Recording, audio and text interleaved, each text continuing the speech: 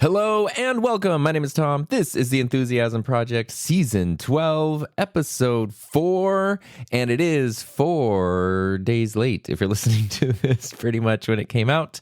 And that's a thing we're going to be talking about. Why? Because basically my whole studio/office has been torn apart for a long time, and it was hard to record during that time. But everything's back now, and so this is this episode, but it ties into what I want to talk about anyway. Initially, I wanted to focus on kind of the concept of cheap versus expensive gear, which is something we've talked about a little bit, but maybe with a little bit different insight, and then revamping my studio for the first time in 6 years definitely taught me a lot. So figured those are cool, interesting things to talk about, and that's going to be the main focus of today. Before we do that, though, we do have some gear to talk about and a listener message to go through as well. So let's dive into those things. Gear rundown for today. We're talking about this. I have a little different setup. I mean, in terms of equipment, it's sort of similar, but I am physically in a different area as I have taken my main desk, my main workspace for so many years, which has been where I do a lot of work and make videos. And I have taken those two things, work and videos, and I have separated them. So it's not the same space for both things anymore, which is huge. So I have a nice, actual work desk setup that does not need to function as a primary shooting space either. And that is incredibly helpful. So what I'm on right now is the Rode NT1 Signature Series microphone, the beautiful blue version of the Signature Series, which it's quite beautiful. I like it a lot. And I'm using, this is sort of funny, I'm using a newer low profile mic arm that also has a pneumatic thing. I'm working on a video that's comparing different low profile mic arms, which is where my cheap versus expensive gear idea came from. And this was one of them. It's about $72, and it's kind of nifty. You'll sort of see in the video, which should come out next week, you'll see sort of me discovering how kind of cool this arm is. So I've been using it right now because I like it quite a bit. And this microphone is running into the Rodecaster Duo on the NT1 preset. So that's what we are recording with. I'm still getting used to having the Duo. I put the Duo on my VESA arm on my desk. So I still have my desk with the arm, which had the Rodecaster Pro 2 on it, and now it has the Duo, which at first looked hilariously tiny compared to the Rodecaster Pro. And now I'm a little more used to it. And even though the Duo and the Pro are very similar, there's still a few things, like just now I was in the mic settings to look up some of the things, and I forgot one of my big complaints with the Duo is unless you're on the home screen, you can't tell if it's recording. So right now I'm on the home screen because there's no physical record button like on the Pro. I press record and the big button glows bright red. On this one, it's all on the screen. I can see the red record button, but as soon as I go into a menu, like right now I'm in some settings menus, I can't see that it's recording, which always gives me like a little bit of a panic attack. Really wish there was a way around that somehow. But anyway, let me turn the mic so I'm a little more on axis there. There we go. We'll get there. The Duo is cool, and the reason I want to make that switch, which is something we'll kind of touch on more a little bit later, is when I'm at my desk, I really never need more than 2 XLR inputs, for the most part. And so the Duo is fine, but when I make videos, especially mic comparisons, I often need 4 because I'm sometimes even more than 4 because I'm switching between microphones all the time. So I was like, oh, okay, if this is desk workspace for me, the Duo is more than enough. And then the Pro can talk about this later, in a different area for bigger videos and things like that. So that is that's what you're listening to me on today. That's what I'm running through. And still, this is the first thing I've really, really recorded in a slightly new setup. So hopefully it's still listenable. That being said, let's jump into listener messages. I have one. This is from Homesick Mac. So if you've listened to the podcast, Mac has been around a lot. He has his own channel, which has a lot of blues guitar, instrumentation, musician focused stuff. He's been in live streams, he's been around. He's like a a pillar of the community for both Heather and I and our combined things. Max sent me a message and said he tried his absolute, actually, maybe I could even read it. He said he tried his absolute best to get it, oh, I don't have that page up anymore. Apologies. To get it as short as possible, but he really couldn't keep it under 3 minutes. So we're going to listen to Mac explain stuff. Fortunately, he's an awesome explainer. So I get to sit back and listen, and you get to sit back and listen to Mac. So let's see what he has to say. And I wrote the script myself. I am, however, reading from it to save time. And I'm also practicing until my Elgato prompter arrives later during the spring. So anyway, AI is just starting. No matter what we see today will be children's game compared to what it's going to be in a year or two. I also see a bigger risk, without trying to pull out some conspiracy theory here, but whatever we're seeing within AI could have been triggered from above, and I don't mean God. I've read discussions claiming that they are letting us play with the good parts of AI while they are running the game with whatever that same AI technology can do for them. Well, okay, back to what I can comprehend. You mentioned some AI Photoshop stuff, and I've been using Luminar Neo before it was Neo graphic editor, and they were the first, to my knowledge, to include AI. Then Exposure Software followed and some other editors, but just following the development of Luminar's tools was scary at times. Their noiseless plugin is amazing, cleaning up high ISO images. Their skin AI tools, face AI, the masking is so much easier compared to Lightroom or Photoshop, and it's much easier. So when it comes to YouTube, I see a development when it comes to AI, or however we can call that development or not. I see creators openly making AI assembled video, maybe even marking the video on a thumbnail made with AI for the sake of being efficient in the whole process. Like, here's some stuff that's of value to you as a viewer, but I let the AI assemble it to save time, and then I can invest more of my time and effort to create videos that are 100% me, and then the thumbnail could also indicate that. Maybe. About the order on the desk and a neat working space, as Gil was commenting as well. So I don't need the order necessarily to be creative, but it's important for me that I'm not distracted by other stuff on the table while I'm doing something. So in that regard, it's great to have order. I can get some great ideas about something while in the middle of creating a totally different project, and then I always have a notebook on a dedicated place on the desk, no matter how messy it can get sometimes, but it's always there so I can write down something.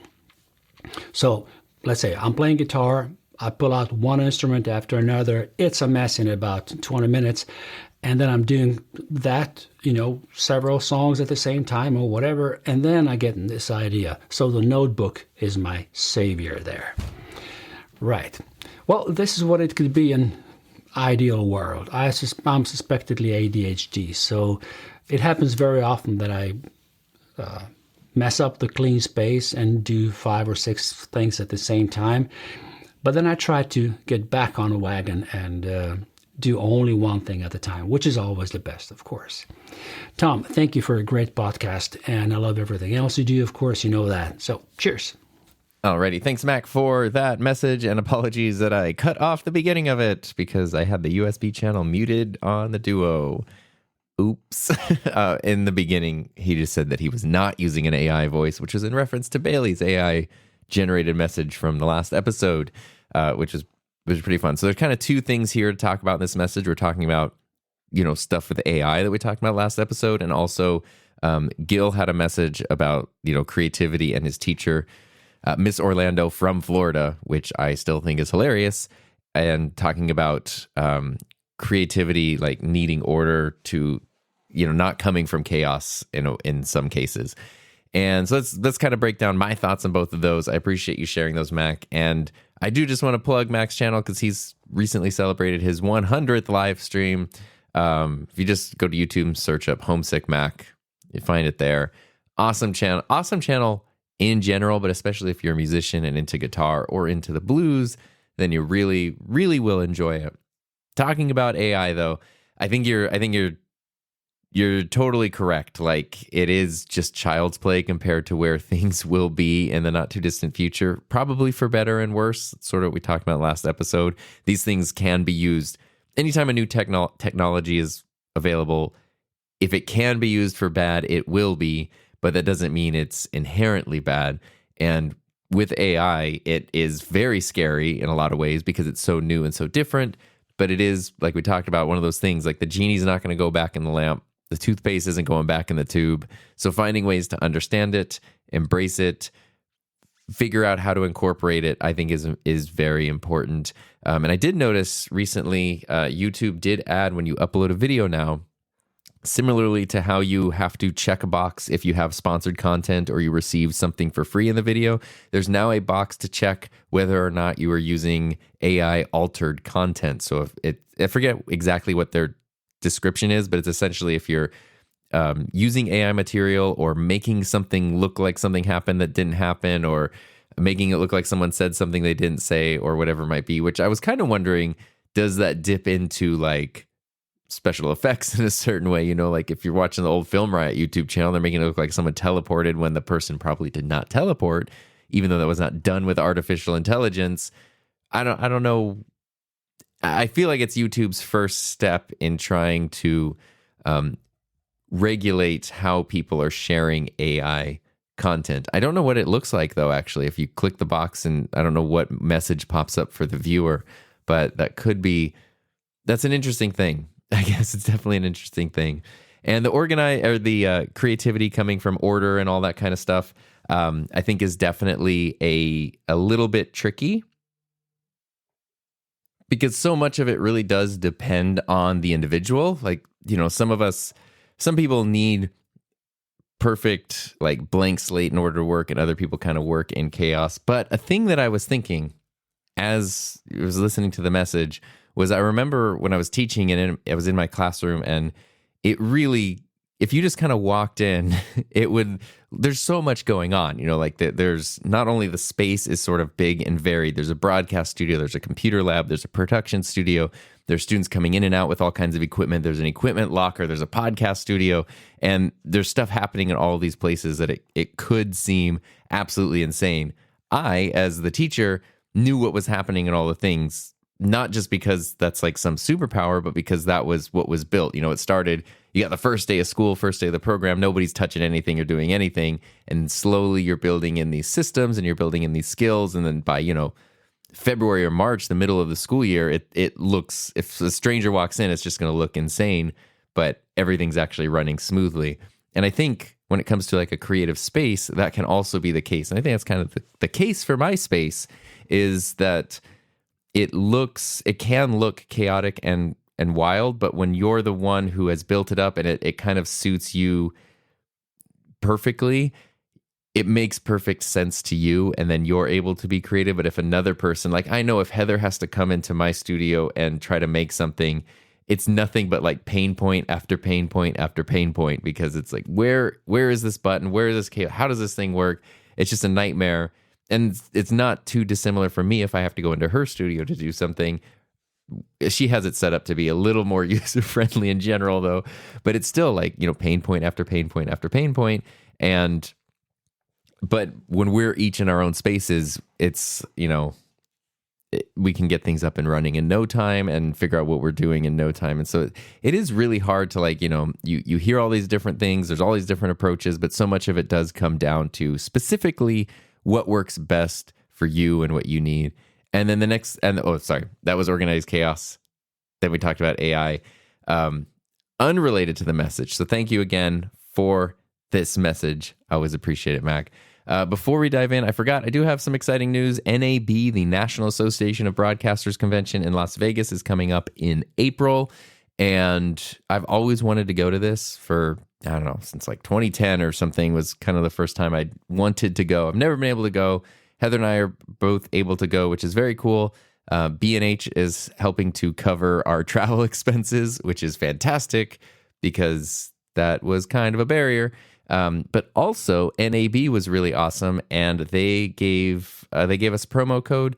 So if you are thinking of going to NAB, it can get very expensive to sign up for different things. If you want to just sort of experience like the core of the event, that would be the exhibition hall, the exhibition pass, where it's a Las Vegas Convention Center, and you have like every broadcasting audio video company. NAB is really geared more towards industry broadcast and that kind of thing. It's never really been like a content creator or an online creator event. Until this year, they're starting to fold in a lot more of that. So I think that's interesting and exciting. But I am, even as an online content creator, I am interested in the more traditional industry side of things, which is why I've always wanted to go. But either way, you can spend a couple days walking around all the different booths and exhibits and meeting different people and all that kind of stuff. If you go to NAB's website and you go to register as an attendee, the price is $169. But if you use promo code TOM24, it is $0. You get totally free exhibition pass, which is awesome. And then you can go, it is, I forget the exact dates, April 13th through 17th, 2024 in Las Vegas. Go to nabshow.com and you can find all the info and sign up. This is just the exhibit pass. You can add on if you want to go to workshops, if you want to go to other special events, you can kind of add those on to your ticket. But if you just want to get into the exhibit hall and you don't want to have to pay the $160, $170 price to do that, you can use promo code TOM24 and it will be totally free, which is a really great price. So definitely do that. All right, let's jump into... let's start simple, right? Okay, so gear, cheap versus expensive gear. A couple seasons ago, I did an episode called like It's Just for YouTube, where I talked about using equipment. One criticism I will often get, and I've seen other people often get, is like, why do you need that camera? Why do you need that microphone? Why do you need that whatever? It's just for YouTube. And to me, that's just such a, I think Heather would call it a self-own. It's just such a like an ignorant comment that the person said. It proves that you don't know what you're talking about just by saying it. And, I tried to justify all the different reasons why, even though something is quote unquote just for YouTube, it might make sense to invest in higher end stuff or more professional things. And then I also made sure to end that episode by saying also, if you're able to do so without, causing financial harm to yourself, if you're able to be financially responsible and you want to buy good gear, you don't need any other justification. You have a 1 subscriber channel. Doesn't matter. Like, live your life. It's your life. But there is always that balance of cheap versus expensive gear. And, it can be, it's funny because sometimes the expensive gear ends up being more of a pain. Like if you think, okay, I want to get a new camera, I could get something like the Sony ZV-E10, which is a cool little 4K mirrorless camera. Or say you have crazy budget, you could get something like the Sony Burano, which is like their new cinema camera, amazing. I don't know if it's 8K. It's like Sony's top of the line cinema camera that just came out. I think the base price is like $25,000 or something.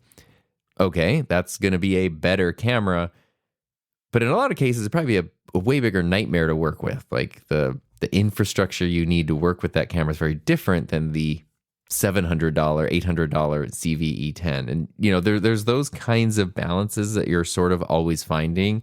More expensive, more professional isn't necessarily always better, especially if you're a solo or an independent creator. But at the same time, if you're spending $3,800 on a Sony FX3 and you buy this awesome camera, but then you put it on a $20 plastic tripod that is unreliable, now not only are you going to have a hard time getting smooth pans and tilts and nice shots, but also your camera could just tip over and break. So like, maybe it's worth investing a little more in a nice tripod. And it's sort of this interesting thing where like there is no clear answer usually. Depending on your workflow and your needs, there are certain things where you can use the cheap piece of gear and it's going to be totally fine, and other things where you need to invest in the good thing. But those situations are not the same for everybody. For example, the cheap tripod, I know Heather is using like a relatively affordable, like an Amazon Basics tripod that she's been using for years and years and years. And it's fine because it literally got taken out of the box, set up, and has kind of just stayed in one place for like 3 or 4 years now. So she doesn't need smooth panning and tilting. It's not getting open and closed constantly over and over, which is where some of those less expensive, less premium parts would start to wear out. So it's not really getting any wear and tear. It's just existing, and it's totally fine for that. Whereas for me, anytime I've used those tripods in the past, because I move them and use them and I need smooth pans and tilts a lot, and I break things down and set them up over and over again, that kind of stuff just wears out so quickly that it doesn't make sense to use it. But those are just two different people and two different workflows. And a thing that was interesting to me was a couple of years ago, I made a video about microphone boom arms, and it was cheap versus expensive boom arms. And I was talking about tall, like traditional scissor style microphone arms. And in that video, it's like I was trying to compare the Rode PSA 1, which was $100, and people a lot of times in comments will say, oh, that's way too expensive for a boom arm, which I get. If you've never even bought a microphone, and the idea of spending $50 to $100 on a microphone seems a little absurd because you're new to the world of audio production, spending $100 on just the arm, the stand for the microphone, maybe it's hard to understand why that's something you would want to do. So in the video, I had sort of like different tier levels of stands. One of them being the newer, like the $17, super cheap option, which literally, I'm not gonna lie, just ended up in the garbage afterwards because it didn't even last enough to like really survive a review. Like it was already, the springs were popping off and it was like not working well, and it's not something that's even worth fixing. So I felt bad because it's just like, this is just garbage, literally. I know not everyone who has those arms has had that experience. If you're using an inexpensive arm and it's working for you, that's great. In this case, this one was just so low quality. And I thought that was kind of interesting, though, because it really showed if I had spent the $20 on the cheap boom arm and the $100 on the more expensive one, and there was no difference between them, that would be interesting. But to me, this really showed why it was worth investing the extra money in the better gear. And so recently I wanted to do the same thing with low profile arms, because I've been, I did like a re-review of the Elgato low profile because they've modified it. It's not like a version 2 or anything. They've just been updating it and sort of fixing it over the years based on customer feedback. And there's a lot of changes from the original one that I had several years ago. And I really like that arm. And in the comments of that re-review video, a lot of people were telling me about different, cheaper arms. So I got a Fifine arm, the newer arm, an InnoGear arm, the Elgato. I think maybe those were it. And I was trying to go like, here's a whole bunch of $100 and under low profile boom arms. I know you can go up to like the $300-$400 price range, but that's not who this video is geared towards. It's sort of like the same audience as the other video I worked on. But the results were totally different. Pretty much every boom arm that I tried was great in its own way. And I was so surprised by this. The cheapest one was $30. It was this InnoGear arm. You'll see the video next week, so I don't need to spoil the whole thing. It was, inexpensive, lightweight. But if you're not trying to, get the biggest, longest boom arm in the world, and you're not trying to put the heaviest microphones on it, totally like a usable boom arm. There's a Fifine one that's in the middle that was like really a close duplicate of the Elgato that was also totally Fifine, but that was kind of the one that I didn't like as much. It just had some frustrating pain points to use, but it's also like in terms of quality, not bad at all, really. And then there's the one I'm using right now, the newer one, which was $70, but does some weird stuff. Like it really isn't trying to be the Elgato arm. It seems like it's taking cues more from the higher end ones, which I thought was interesting because last time I did this cheap arm comparison, the newer one literally ended up in the garbage. And this time I was like, I'll just keep using this one for a while because it's so cool. So, that to me, that's interesting. And a thing that had been popping up was, as I've been remodeling my studio, which I'm finally you could say I'm finished. There's still some stuff that needs to be fine tuned. Figuring out what kind of gear to include, to move around. Fortunately, I actually was able to do this without spending very much money. I bought a new desk and I think I had to buy like a new camera AC adapter. So pretty minimal expenses. Because fortunately, it sort of had like this gear collection, which was kind of part of the problem. A thing that I was realizing was, as wonderful as my studio space is and as fortunate as I am to have it, I noticed I was not coming in here at all. I would come in here, film a video, do what I need to do, and leave. It's not a place I would hang out. It's not a place I would work. I just like didn't like being in here, and I was trying to figure out why. And I was realizing as soon as I walked in, I kind of was feeling, I don't know if stressed out is the right word, but maybe pressure. There was just, it felt like overwhelming. There was a lot of stuff. It was feeling very cramped. It also just felt like, I just sort of felt buried by work, buried by things. I don't know. There's a video Gerald Undone did several years ago where he was giving like kind of a tour of his old studio or talking about YouTube a little bit. And he sort of showed one area. His old studio, I think, was an apartment. Like it was a separate apartment that not where he was living or anything, but it was just used as a studio. And in one corner of it, he had all of the, like a pile of boxes that was just all brand new gear, like high end, wonderful camera gear, photo gear, all that kind of stuff. And it was just like, you could tell in the video, it was causing him stress because each one of those things in his case, I think a lot of them were like sponsorship things and obligations and commitments, but each thing, represented like a very time consuming and exhausting obligation. And there was just literally a mountain of them. I didn't quite have that feeling, especially because I don't have like the obligation, sponsorship, commitment part. But I definitely had the thing of like, oh, there's so much that I want to change in here because it's not working, but I'll never have time to do it because there's so much other stuff I need to work on. And eventually, I don't really know what the catalyst was that made me do it. Oh, no, I do know what the catalyst was. I'm going to blame Peter Lindgren, my buddy Peter from Sweden. If you follow Peter on Instagram, which is just at Peter Lindgren1, he has been, he and his family are building a new house. So he's been working for like years now. They've been in like a tiny apartment in Sweden. Last year, he finally hit the point where they were able to buy a house, and it's a newly constructed house, and it's almost finished right now. Part of the house includes a garage, like a detached garage, which is really cool. And he's going to use that not for cars, but solely as his new YouTube studio. So he has like his own at-home YouTube studio. He won't have to go 30 or 45 minutes away from home anymore. Just, 30 or 45 feet away from home at this point. And it's a big one. I don't know. He's in Europe. They use meters, and I can't tell the difference. But basically, the garage is almost the same size as their current apartment is. So it's a really nice, good-sized garage. And he's just building it out into a YouTube studio. And he's been sharing it on Instagram. It's kind of sending me pictures and stuff too. And it's so cool to see it build from scratch. And it's like, the thing that pointed out to me was not only like, he has a wonderful working studio that's amazing, and it's huge. Like he's multi rooms and multi areas, but he still wants to make something that suits him even better.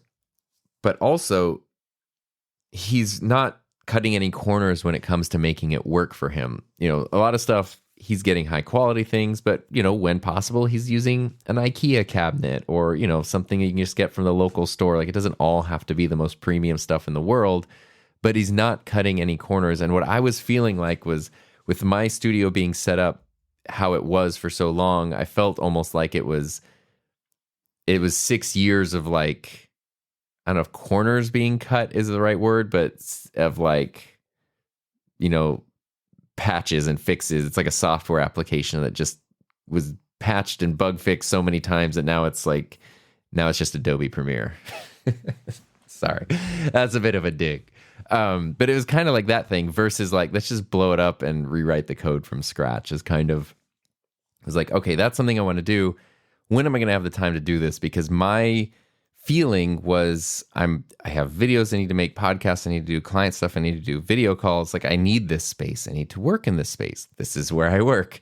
I can't just take it offline for undetermined amount of time. And maybe you felt that way too. If when do you have the time to stop doing something or change up your workflow? And that also, talking about gear and expensive gear, there's a reason why sometimes you will find professionals in any industry who aren't using the latest and greatest because they don't have the time to, learn the new equipment, the new software, the new workflow, all that kind of stuff. Like, they just need to stick with what works for them. Even learning to play hockey over the past year, seen that a lot of pro hockey players who have access to the best equipment, they don't have to pay for anything. They have all, all the resources and accessibility that they have.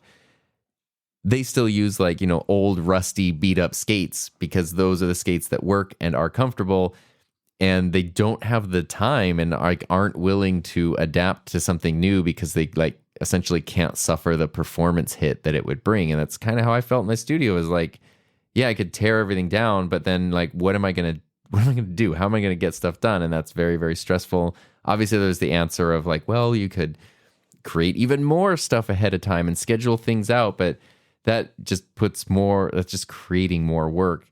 Finally, I had the realization. It was really a bit of self-confidence that I needed to have boosted. In my mind, I felt like this is a thing that I have to start and then finish. I will start tearing stuff down. I kind of knew some of the stuff I wanted to work on and the main pain points I wanted to fix. And then I will do that until it is done. That is what was keeping me from doing it, because I don't know how long that was going to take. There's a bunch of different problems to solve, and I didn't really know, how long it would take. And so I never did it. Finally, I realized this was the self-confidence part was, guess what? I have an okay skill set when it comes to audio and video production, and I have enough equipment. I have lights and cameras and microphones. Even if my studio is quote unquote torn apart, but I needed to make something, I could probably set up something that looks fine. It doesn't have to be perfect and exactly, everything where in its exact right place from one video to the next. I could set up a temporary set. I could figure something out temporarily and continue to make stuff. And that was sort of a relief. And I know that sounds obvious, but I've never approached it that way. This has to be perfect, not temporary. And so once I realized, okay, I can do that, that means I can take as much time as I need to rebuild stuff, because who cares if it's a work in process?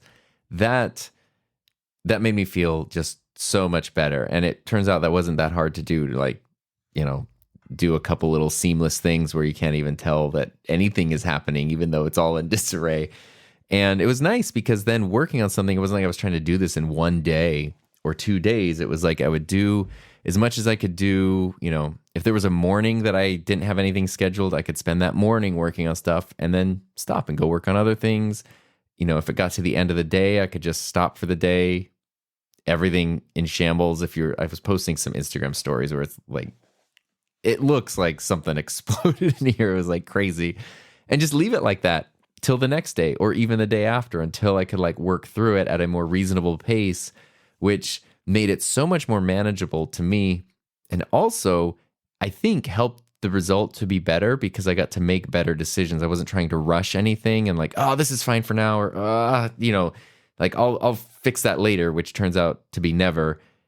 And it's here's a thing I really need to figure out and solve. Okay, I can spend the whole day trying to figure out that solution. Cool. Next time we'll move on to the next thing, to the next thing, to the next thing. Or if you need to order something, then wait a couple days for it to come. All that kind of stuff that happens. So ultimately it ended up in a good result, but it was me realizing I could tear everything down without shutting down my ability to make and create stuff. And I know, I didn't do a podcast in that time, but that was also, a lot of that was also just exhaustion because even though computer and a microphone aren't that hard to set up, it was just sort of exhausting and chaos. And, it was kind of well, instead of taking a couple of hours out of the day to totally shift my gears into this, let me just focus on this thing over here. I'll get back to the podcast once everything is set up and nice and ready to go. So I did post a video about this on Patreon. I'm trying not to repeat myself too much for Patreon and YouTube channel supporters.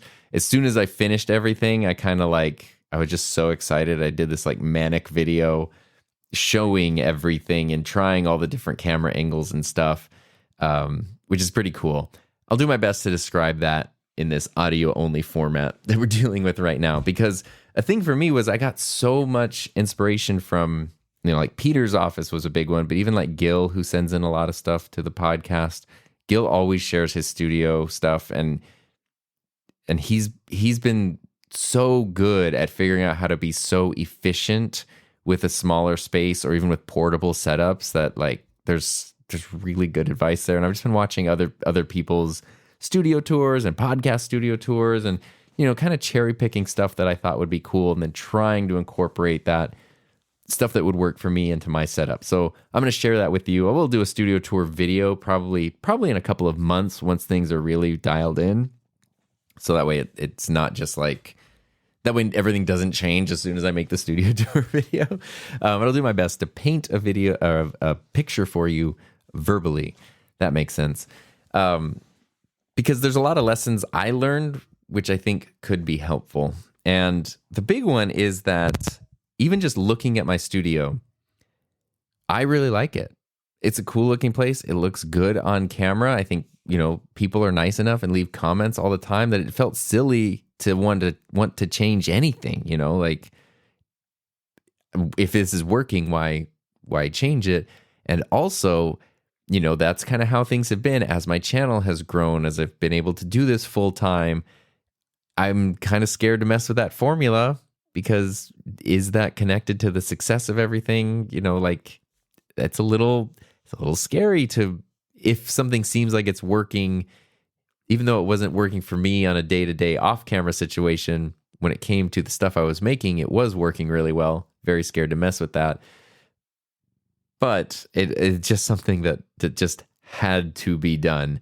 And so what I ended up doing, the big thing is that the physical space that I'm in, this room, it used to just be a home office. Like prior to YouTube when I was teaching, this was just my home office, my music room. I had the blue wall painted. I had my desk up against the blue wall so that when I was working at the desk, I could look at all the artwork and stuff. And then I started making some YouTube videos in here. And I didn't have, my first YouTube video light was the window, just window light. And it was sort of a thing where it was like, well, if I set a camera on my desk and film me, the background doesn't really look that good. But if I put the camera facing the desk, then you get this blue wall. The blue wall looks kind of cool. And so I spent a couple months. And if you watch the first, especially the first like chunk of vlogs on my channel, you'll kind of see how I'm like figuring out how to use this space that was not originally intended to be a video space as a video space. And eventually I sort of figured it out. And what I did was, actually, it was pretty, almost a year maybe into my channel. I remember coming in here one Saturday and I just took my camera and I just started setting my camera in every different area to try to figure out like what looks good on camera. And I sort of found one corner that I really liked. If the camera is here facing this direction, there's a lot of depth. The background looks really cool. I think I want my camera to go there. And the camera kind of got planted there for the most part. And a big thing that I was doing a lot of videos where it was just me standing and talking or even just sitting, but it was just me. And I really wanted to have a table because so many times I talk about a thing and it's nice to be able to like set the thing on the table. Very basic, right? Like super simple. So I was like, okay, I'm going to move my desk kind of in this front middle area so I can sit at the desk and talk to the camera. And a version of that has been how it's been since 2018, which was 6 years ago. And in that time, the channel has grown. My focus has shifted. The projects I work on have changed. Also in that time, there was a pandemic. Don't know if you heard about that or not. It was crazy. I ended up then working from home full time as a teacher. So it became not just my YouTube studio, podcast studio, workspace for YouTube, but also my actual workspace. Then I left my teaching job to do this full time. So it's like, it was trying to serve a lot of purposes, which were very different from what it was originally set up for. And a big thing was kind of what I said at the beginning of this episode was I sort of had my main area needed to be a workspace and a video production space. And I mean, I literally mean my desk. Like it needed to have my computer on it so I could work on stuff, but it also needed to be clear enough and visible enough to use with a camera. And ultimately, that was causing so much friction because it ends up literally with me just bumping into things, slamming into things, dropping stuff, breaking stuff. Like there's not enough room for things. Running cables everywhere is an absolute nightmare. And I forget whose video it was. There was somebody's studio tour video where they had like 3 desk setups in their space. And it was like, one of them was their filming desk setup, one of them was a streaming desk setup, one of them was an editing desk setup. And I was like, oh my God, like that's crazy. But then I was thinking, kind of makes sense actually. Like maybe I don't need 3 separate setups, but sort of breaking things apart based on purpose sort of made sense. And that was something I wanted to do, was take my main desk and make it a work desk. That's where I'm sitting right now. It's like, okay, this doesn't need to be floating in the middle of the room, which then also makes it immobile because it's all wired in, and there's no way I can physically move this, so it's just dominating everything. It can go where, like, kind of in the old days, how I just had a desk that was a workspace, and it doesn't need to have every piece of gear on it because it's going to be used for every video and thing. In my case, I just need a microphone, a monitor, an audio mixer, a little speaker, basic desk things, keyboard, mouse, like all that kind of stuff. And that works. Okay, cool. And also, which is kind of neat, because now it doesn't have to be a video thing. My desk was always weirdly high because it needed to be to sort of like frame stuff in the video in a certain way. So I was like, I can actually lower it. It's not a nice fancy height adjustable desk. You have to like turn it upside down and crank all these screws and stuff. It's not an easy thing to raise and lower, but I was like, I can lower it to regular desk height where I can sit at it with my feet like flat on the ground for long periods of time and be comfortable. Wow, imagine that, like an ergonomic workstation. Crazy, right? I could just do that if I wanted to do that. And that was like, once I realized that was working, and then it was crazy too, because this wasn't serving so many production purposes. The pile of AC adapters and USB cables and other cords that I like just took out was insane. Like the cable management was so much easier because there didn't need to be as much. It was really nice. And then I had 2 big long desks kind of in an L shape. And the thing that bothered me about the one that was on the side was that it was kind of useless. It sort of just had like my old camera collection on it, some lights, so it looked cool in the background. But in a relatively small space, that was a lot of unused space, It's like kind of a waste. And one thing I was learning as I was trying to redo everything was there is kind of a like murder your darling situation. One thing that was on that side table where I have amassed quite a collection of retro cameras, and 3 of my favorites were always there: the XL1, the Sony broadcast TV camera that I have, and the red one, cinema camera. Those are such cool cameras. They're really big and they're really heavy, and they look cool on display, but it's like nothing else can be there. And so this was where it's like, okay, this is something, I'm not going to get rid of those, of course, but I don't think there's a way I can just have them on display. So instead, I found a nice place to safely store them in a closet, which makes me sad because it makes me sad when gear lives in closets like that. But they're safe, they're stored. I don't have to have them anywhere. And then as I'm making videos, if I'm making a video where it makes sense to talk about, these old cameras or whatever, I can then, dress the setup how I want. I can put cameras in the background or on a tripod as a prop or whatever it might be. They don't have to just be taking up space totally. And so I actually got rid of all that stuff, took that entire desk, put it in our garage, and ended up like doubling the size of my workbench out there, which is awesome because I didn't realize how inefficient that area was. So now the garage is like totally cool. Just a side benefit to this whole situation. And then I had more space in here. And so I solved the problem by buying another desk. I bought a slightly smaller desk. I like these Husky workbenches from Home Depot. That's just what I've always used. And I bought a slightly smaller one. Instead of a 6-foot one, I bought a 4-foot one that's on wheels and is height adjustable. And I was going through this whole thing of like, oh, I can get one of those really cool sit-stand desks, and they're electric, and you pre-program all the things. And then I was like, wait a minute. I could even take this a step further because you can buy just the legs of a sit-stand desk, and then you can go find like a really cool top, a piece of wood, a countertop, whatever, and you can do like this totally custom thing. But then I thought, wait a minute, it's an electric desk. You know what that needs? Electricity. And you know what I don't want?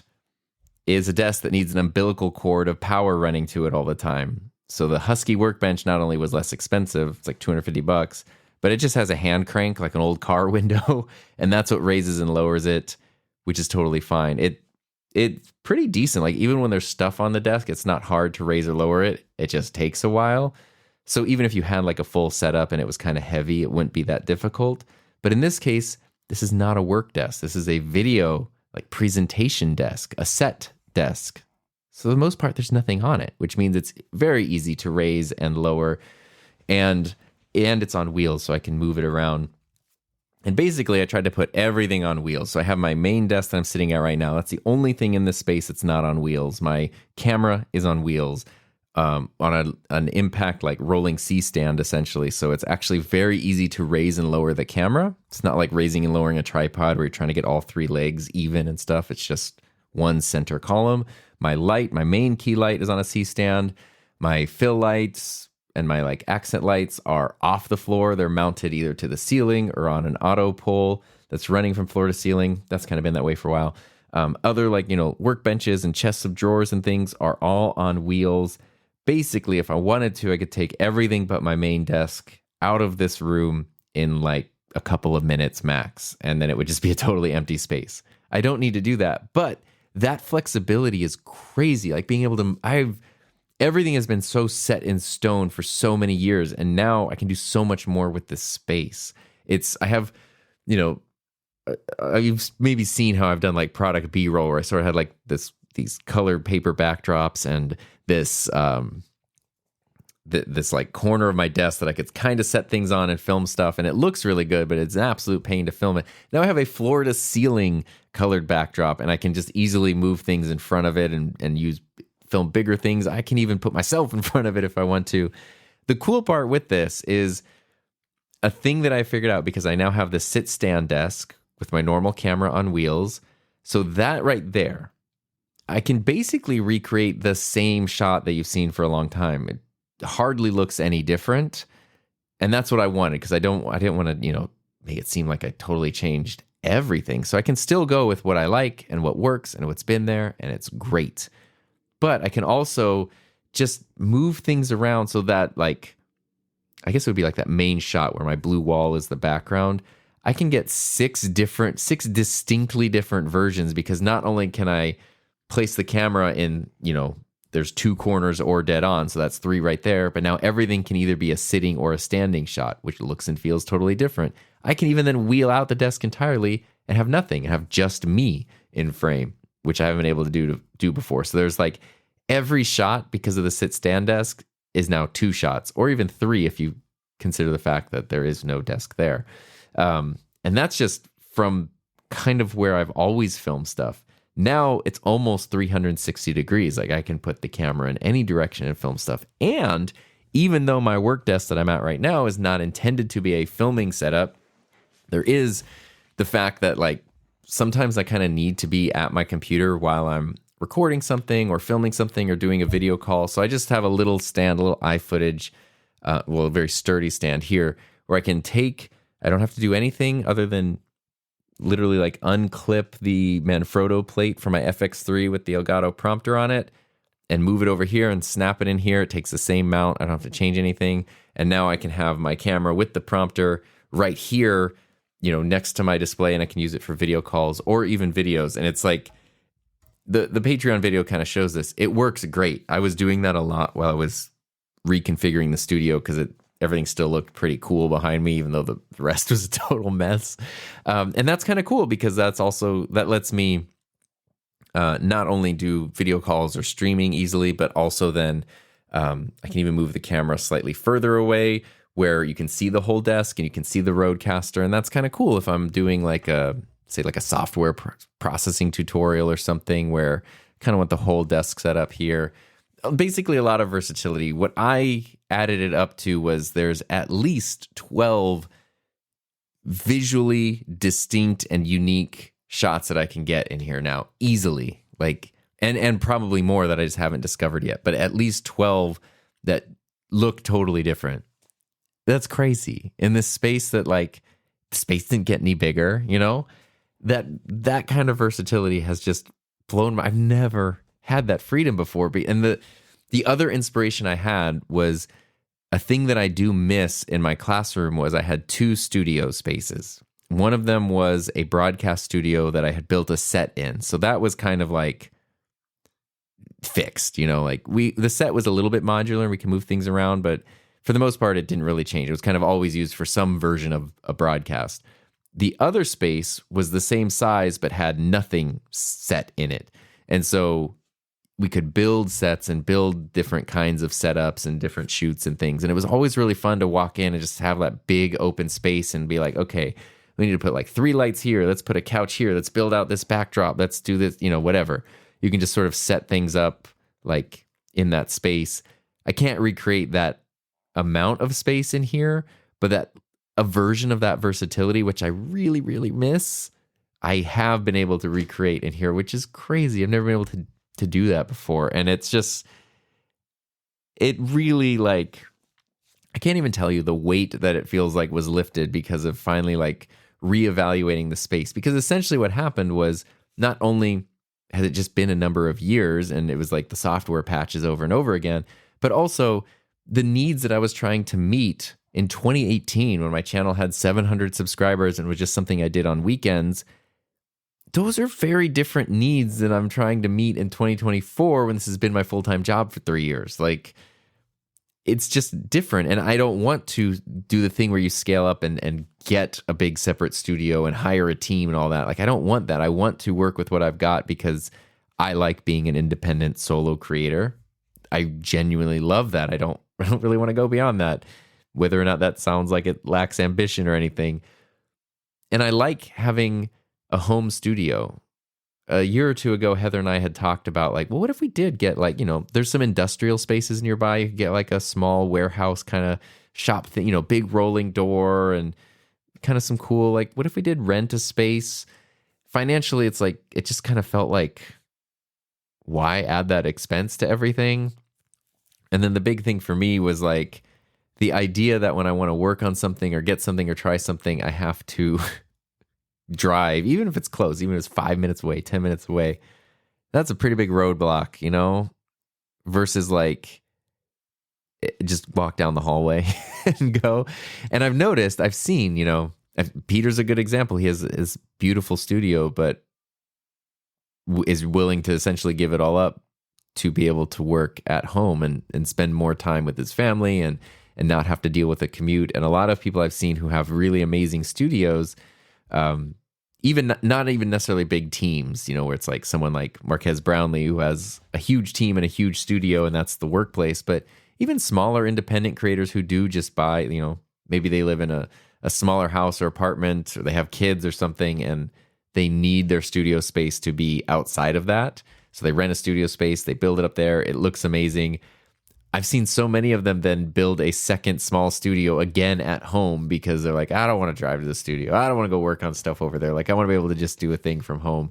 And so it's a thing that I don't really want to give up is the nice home studio, home office feel. And even though I would always love more space, I do feel like that, I said this in my Patreon video, this is an okay size bed. This bedroom, that's what it is originally, is way bigger than the bedroom I grew up in, spent most of my life in, where I had to like live. I had to sleep and exist as a person and smash all my hobbies and stuff in there. Like, this doesn't need to have the living part. There doesn't need to be a bed. There doesn't need to be a wardrobe or like clothes or anything. It can just be a workspace. That's pretty cool. Like, that's a lot of space. And even though it could be bigger and I'd like more, I feel like the amount of space that I have to dedicate specifically to this is far more than most people on planet Earth have to dedicate to something like this if they want to. And, I'd rather find ways to make this work than to just be like, oh, I got to go spend a whole bunch of money and get a whole new space or something. And I think, creatively, when we go back to like where creativity flows, I think you need some constraints for your creativity to shine its best. And sometimes your physical space can be one of your best constraints because you have to figure out how to make that work and how to make it do what you need to do. And so I'm super excited about this. I cannot wait to share more of it with you through videos and podcasts and all the cool things, like to just read. It really feels like Christmas. I can't even tell you how excited I am. So I guess the moral of the story is, if we're talking about cheap and expensive gear, you really have to evaluate your needs and what works specifically for you. And sometimes you might be surprised the stuff that you don't need to spend a bunch of money on, but also it's important to acknowledge the areas where you do.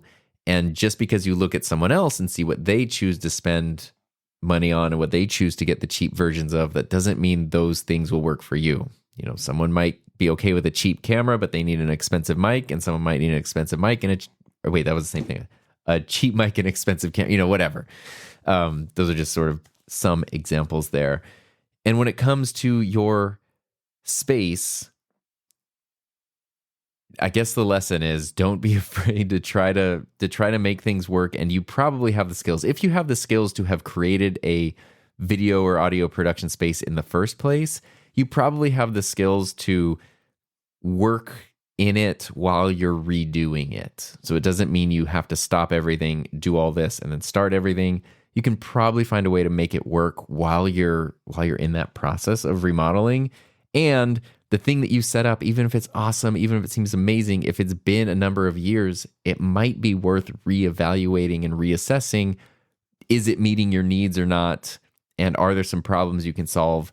Because even though it seems intimidating or scary or whatever, I promise you, speaking from experience, it is absolutely worth it, and it can make the biggest difference. So interested to know if anyone has any thoughts or even tips. I know this is something that would probably lend itself better to a video version, but right now that's not a thing I have. But if you have any thoughts or tips about studio redos, renovations, equipment, definitely feel free to send those tom@enthusiasmproject.com. Next week's episode, excuse me as I cough, is going to be the season 12 Q&A episode, which I always love. I've already got a few questions get sent in, but if you want to send in a question for the Q&A episode, again, you can do tom@enthusiasmproject.com, or you can go to himynameistom.com and scroll down to the little thing that says leave a message, and you can leave a message right there on whatever device you happen to be using. It doesn't have to be perfect quality or anything.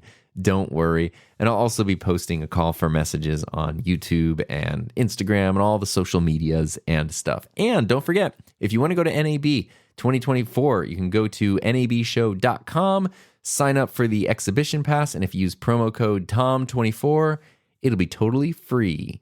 And that's pretty darn cool. So with all that in mind, thank you so much for listening. Hope everything worked and sounded good as I'm recording the first official thing in this new official setup. And I hope you have a safe, happy, healthy rest of your day, and I'll see you next time.